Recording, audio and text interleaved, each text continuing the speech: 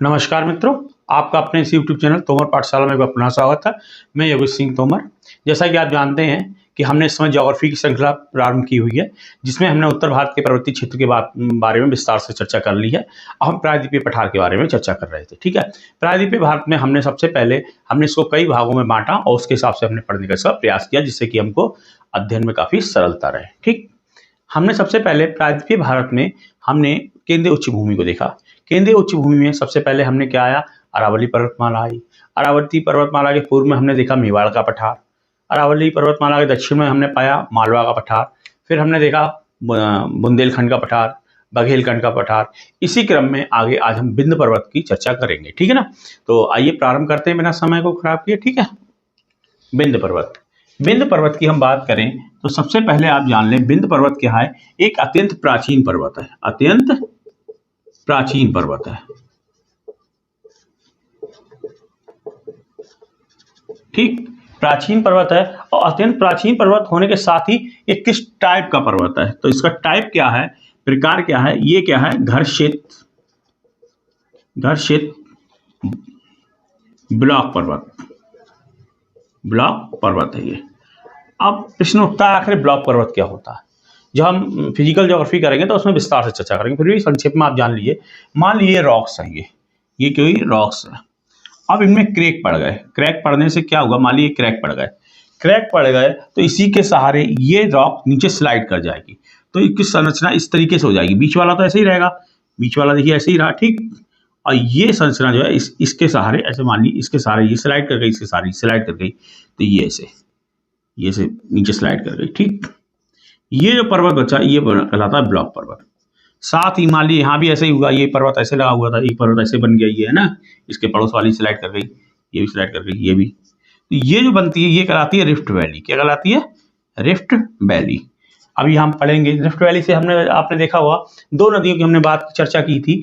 एक की हमने बात की थी नर्मदा नदी, दूसरी की हमने बात की थी ताप्ती नदी। ये दोनों नदियां रिफ्ट वैली से प्रवाहित होती हैं और कहाँ से, पूर्व से पश्चिम की ओर प्रवाहित होने वाली नदियां हैं। ठीक, ये हमने बात की ब्लॉक पर्वत की। तो आप ध्यान रखेंगे कि विंध्य पर्वत क्या है। विंध्य पर्वत एक अत्यंत प्राचीन पर्वत है और कैसा है, घर्षित ब्लॉक पर्वत है। घर्षित क्यों है, क्योंकि प्राचीन पर्वत होने के कारण इस पर बहुत से परिक्रमणों ने काम किया है।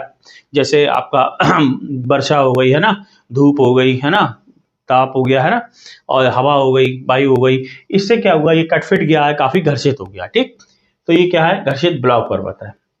अब इसके हम बात करते हैं विस्तार की जो इंपॉर्टेंट बात है, विस्तार इसका कहां से कहां तक है। तो ये देखिए, इसका विस्तार जो है हमें गुजरात से मिलता है, पश्चिम में हमें गुजरात से मिलता है, और कहां तक जाता है, ये पूर्व में हमें कहां मिलता है, झारखंड तक। कहां तक मिलता है, झारखंड तक। अब हम देखते हैं, देखिए गुजरात में हमें क्या मिलेगा, यहां पर मिलेगा गुजरात में बाड़मेर की पहाड़ियां मिलेंगी। ठीक, यहाँ पे ये यूपी प्लस एमपी का क्षेत्र है। यहाँ हमें मिलती है कैमूर की पहाड़ियाँ। कहाँ मिलती हैं, कैमूर की पहाड़ियाँ। और ये झारखंड है, झारखंड में हमें मिलती हैं पारसनाथ की पहाड़ियाँ। पारसनाथ की पहाड़ियाँ। तो इस रूप में आप याद रखेंगे इसको। इसका विस्तार गुजरात से लेके झारखंड तक है। गुजरात में इसके विस्तार जो पहाड़ियाँ उन्हें कहते हैं बाड़मेर की पहाड़ियाँ। वहीं यूपी और एमपी में, लगभग एमपी में ज़्यादा पड़ता है कैमूर, ये यूपी और एमपी में रहता है क्या, कैमूर की पहाड़ियाँ, और झारखंड में रहती है पारसनाथ की पहाड़ियाँ। ठीक, ये आपसे कभी पूछा जा सकता है कि निम्न में कौन सा विंध्य पर्वतमाला की पहाड़ियाँ नहीं है, तो आपको पता होना चाहिए बाड़मेर हो गया, कैमूर हो गया, और पारसनाथ की पहाड़ियाँ किसकी हैं, विंध्य पर्वत श्रृंखला की पहाड़ियाँ हैं। ठीक, ये इसका हमने विस्तार कर ली। इसकी एक बहुत और महत्वपूर्ण एक विशेषता है, वो आप याद रखेंगे। इसकी एक विशेषता है, वो क्या है कि ये क्या है, एक प्राकृतिक विभाजक है। प्राकृतिक विभाजक है। ठीक है, नेचुरल डिवाइडर है ये। किसका है, ये उत्तर भारत और दक्षिण भारत के मध्य एक प्राकृतिक विभाजक के रूप में काम करता है। कौन, विंध्य पर्वत। ये प्रश्न कई बार पूछा भी गया, भविष्य में पूछे जाने की संभावना भी है कि विंध्य पर्वत श्रृंखला के भारत के प्राकृतिक विभाजक के रूप में किस पर्वत श्रृंखला को जाना जाता है? तो आप क्या बताएंगे? विंध्य पर्वत श्रृंखला को जाना जाता है, विंध्य पर्वत को जाना जाता है। ये भी क्वेश्चन पूछा गया है और भविष्य में भी पूछे जाने की संभावना इस तरीके का कि निम्न में से कौन सा विंध्य पर्वत श्रेणी की पहाड़ियां नहीं है, तो आपको पता होना चाहिए। इसके अतिरिक्त ऐसे पूछा सकता है कि भारनेर विंध्य पर्वत की भारनेर पहाड़ियां किस राज्य में है? तो कहाँ है? गुजरात में। कैमूर की पहाड़ियां कहाँ है? तो विशेष रूप से क्या है? एमपी में है ये। ठीक। झारखंड में कौन सी मिलती है? पारसनाथी पहाड़ियां मिलती है। तो ये इसकी क्या हो गई? एक विशेषता ही हो गई, प्राकृतिक विभाजक है किसका? उत्तर भारत और दक्षिण भारत। किसका? उत्तर भारत और दक्षिण भारत। ठीक। उसके बाद हम बात करते हैं कि यहाँ पर काफी खनिज मिलते हैं। क्या मिलते हैं? खनिज संसाधन मिलते हैं। खनिज संसाधन, मिनरल्स की बात कर रहे हैं हम। ठीक। तो यहाँ पे हम मिनरल्स की बात करें, यहाँ पे कौन से खनिज संसाधन मिलते हैं? तो यहाँ भी बिल्डिंग मटेरियल्स ज्यादा मिलते हैं। ठीक है। जैसे लाल बलुआ पत्थर। क्या? लाल बलुआ पत्थर। ठीक। संगमरमर, जिप्सम, सेल खड़ी, ग्रेनाइट, इस तरीके की चीजें। ठीक। अब यही आपको अगर पता हो तो खनिज संसाधनों में ये कौन से खनिज संसाधन है? ये आध्यात्मिक खनिज संसाधन है। कौन से? आध्यात्मिक खनिज संसाधन है और बिल्डिंग मटेरियल के रूप में इनका यूज होता है। इसी प्रकार हमें, अगर आपको याद हो तो आप ध्यान करेंगे तो अरावली पर्वतमाला में भी हमें ये चीजें प्राप्त हुई थी। ठीक है। तो जो है आध्यात्मिक खनिज संसाधनों के दृष्टिकोण से दो बहुत ही इंपॉर्टेंट चीजें हैं। एक तो कौन सा? अरावली पर्वतमाला, दूसरा विंध्य पर्वतमाला। ठीक। तो यहाँ से मिलता है। अब एक ही देखिएगा, जिप्सम का यूज जो होता है कहाँ किसमें होता है? इसका यूज जो होता है आपका चूना पत्थर भी मिलता है। चूना पत्थर भी मिलता है। चूना पत्थर, इसको याद रखिए। जिप्सम और चूना पत्थर का यूज जो होता है ये होता है आपका सीमेंट बनाने में। किसे? सीमेंट बनाने में। सीमेंट बनाने में होता है। इसी कारण यहाँ पर आपको कई चुनार में कई जो है सीमेंट उद्योग भी हमें दिखाई देंगे, क्योंकि जो उद्योग धंधे होते हैं इसको स्थापित करने के कई अलग अलग फार्मूले होते हैं।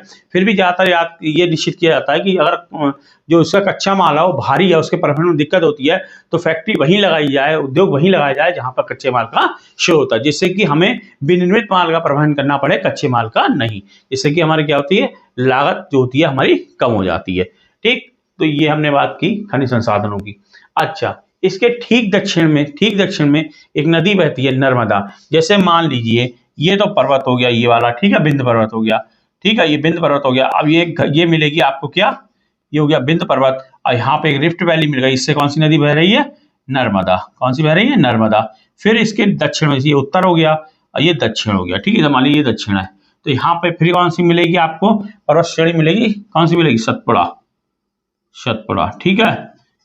तो नर्मदा नदी विंध्य और सतपुड़ा के मध्य बहती है। कभी ये क्वेश्चन पूछा जाने की संभावना भी है कि नर्मदा नदी किन दो विलाप पर्वत के मध्य बहती है? तो कौन सी बहती है? विंध्य और सतपुड़ा के मध्य। तो ये लगभग इसकी जो जहां तक इसके इंपॉर्टेंट पॉइंट्स है उन पे हमने चर्चा कर ली है। आगे हम देखते हैं, आगे जो है हमारा जो पड़ेगा सतपुड़ा पर्वतमाला पड़ेगी। ठीक। चलिए स्टार्ट करते हैं।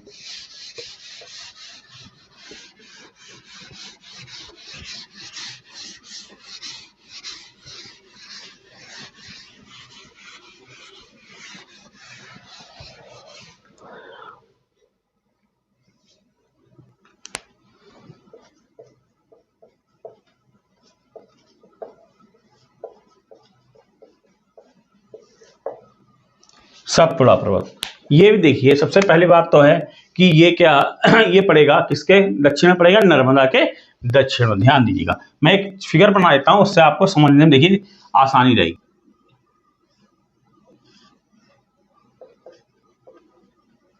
विंध्य पर्वत हो गया, ये रिफ्ट वैली हो गई, इससे बह रही नर्मदा। ठीक। नर्मदा बह रही है। ये पर्वत हो गया, ये पर्वत हो गया सतपुड़ा। ठीक। फिर ये रिफ्ट वैली है, इससे बह रही है ताप्ती। ठीक। इससे कौन सी बह रही है? ताप्ती। तो ये हो गया उत्तर, ये हो गया दक्षिण।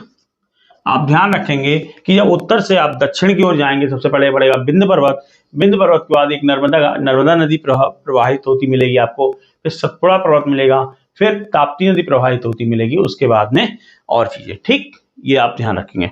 तो सतपुड़ा जो पर्वत है हमने आपको बताया नर्मदा नदी की किधर है, दक्षिण में। सबसे पहली बात तो आप इसकी लोकेशन जानेंगे, ये क्या है, नर्मदा नदी के दक्षिण में अवस्थित। ठीक, अगर आपको ये फिगर याद रहेगी तो आपको कोई चीज रटने की आवश्यकता नहीं पड़ेगी। फिर दूसरी बात है, ये भी क्या है, ब्लॉक पर्वत है। कैसा पर्वत है, ब्लॉक पर्वत है, ये एक ब्लॉक पर्वत। तीसरे नंबर की बात देखिए आप, इसके अगर विस्तार की बात करें तो इसका विस्तार देखते हैं, इसका विस्तार भी हमें कहाँ मिलता है, गुजरात से मिलता है। कहां से, गुजरात से। और कहां तक गया, ये झारखंडी तक गया है, झारखंड। ठीक, इसका विस्तार देखिए आप, गुजरात में राजपीपला की पहाड़ी मिलेंगी, फिर आएंगे एमपी में, एमपी में आपको मिलेगी महादेव पहाड़ियां। क्या मिलेंगी आपको, महादेव पहाड़ियां। फिर आप आएंगे झारखंड में और यहां आपको मिलेंगी मैकाल पहाड़ियां, मैकाल पहाड़ियां पर्वत जो भी आपका है। तो इस रूप में इसका विस्तार जो है, विस्तार कहाँ है, गुजरात से लेके कहाँ तक है, झारखंड तक है। गुजरात में राजपीपला से प्रारंभ होता है, फिर एमपी में महादेव पहाड़ियां और झारखंड में मैकाल पहाड़ियां। 3 चीजें हो गई। अब देखिए आप, यहाँ पर महादेव जो पर्वत श्रेणियां है, इसकी जो पर्वत श्रेणी है, महादेव पर्वत श्रेणी, महादेव पहाड़ियां है, वहां पर इसका सर्वोच्च शिखर पड़ता है, वो पड़ता है धूपगढ़। कौन सा पड़ता है, धूपगढ़। धूपगढ़ इसका सर्वोच्च शिखर है, धूपगढ़ इसका सर्वोच्च शिखर है। साथ ही ये एमपी का भी सर्वोच्च शिखर है, एमपी का भी सर्वोच्च शिखर है। और इसके अलावा एक बात और कि ये सतपुड़ा का भी सर्वोच्च शिखर है। तो ये क्या है, 2 चीजों का सर्वोच्च शिखर है, एक तो हो गया एमपी का, ठीक, और दूसरा सतपुड़ा का। इसको आप ध्यान रखेंगे। धूपगढ़ की पहाड़ियां, जो धूपगढ़ चोटी है महादेव पहाड़ियों की, ये मध्य प्रदेश की सर्वोच्च चोटी है। साथ ही सतपुड़ा पहाड़ियों की भी क्या है, ये सर्वोच्च चोटी है। ठीक, यहीं पर धूपगढ़ के निकट एक हमें पर्यटक स्थल मिलता है, जो है एक पर्यटक स्थल मिलता है, पंचमढ़ी की पहाड़ियां, पंचमढ़ी पर्यटक स्थल, पंचमढ़ी पर्यटक स्थल। पंचमढ़ी पर्यटक स्थल घूमने के लिए प्रसिद्ध है, पर्यटक लोग यहाँ आते हैं। यहाँ पर एक पॉइंट मिलता है हमें, सनसेट पॉइंट, सनसेट पॉइंट।